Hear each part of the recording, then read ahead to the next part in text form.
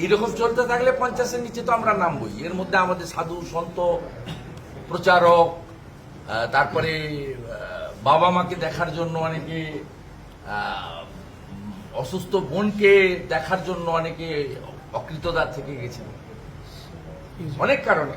তো স্বাভাবিকভাবে আমাদের সংখ্যা তো এক্ষুনি 67 হয়ে গেছে 85 থেকে, এবং আমরা 50-এর নিচে চলে গেলেই তো সারিয়া মুসলিম পার্সোনাল ল বোর্ডে চলে যাবে, বিউটি পার্লার বন্ধ হয়ে যাবে, মহিলারা বাড়ি থেকে বেরোতে পারবেন না।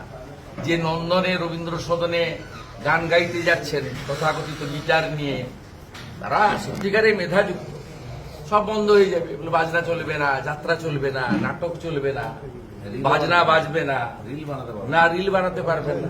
সবে তো গাড়ি থেকে ধ্বজ খুলছে, এরপরে বলবে মন্দির থেকে ঘন্টা করতে হবে। ভয়ঙ্কর পরিস্থিতি। বাংলার হিন্দুদের ঐক্যবদ্ধ হওয়া ছাড়া এবং নরেন্দ্র মোদীজির আশীর্বাদ ধন্য একটি সরকার, যে সরকার সংবিধান রক্ষা করবে এবং সংবিধানের আর্টিকেল 25 থেকে 28 সকলে ধর্ম পালনের যে অধিকার। উত্তরপ্রদেশে কি ঈদ পালিত হয়নি? এরা তো ডিটেনশন ক্যাম্পে বলেন, মোদীজি তো চ্যালেঞ্জ করেছেন মহারাষ্ট্রে দাঁড়িয়ে, যে একটা ডিটেনশন ক্যাম্প আপনারা দেখিয়ে দেন কোথাও আছে।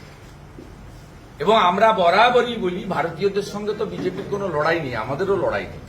আমাদের বক্তব্য রোহিঙ্গা মুসলমানদের সঙ্গে লড়াই আমাদের, যারা অবৈধভাবে আসছে।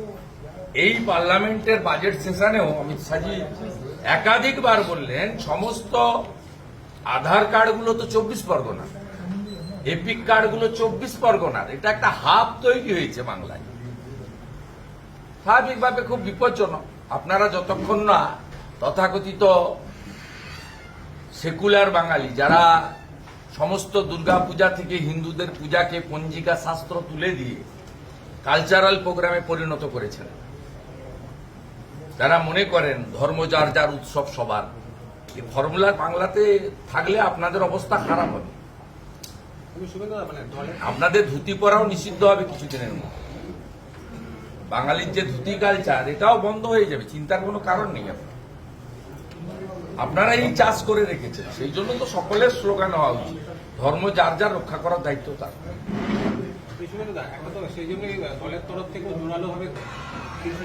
বিজেপি ছাড়া কেউ নেই তো। রাস্তায় বাড়িতে ফোন ধরা, শেল্টার দেওয়া, মোটা ভাত খাওয়ানো, মোটা কাপড় পরানো, 3 মাস জেলে থাকলেও 4 মাসের দিন বেল করানো, এনআইএ করা, বিজেপি ছাড়া কেউ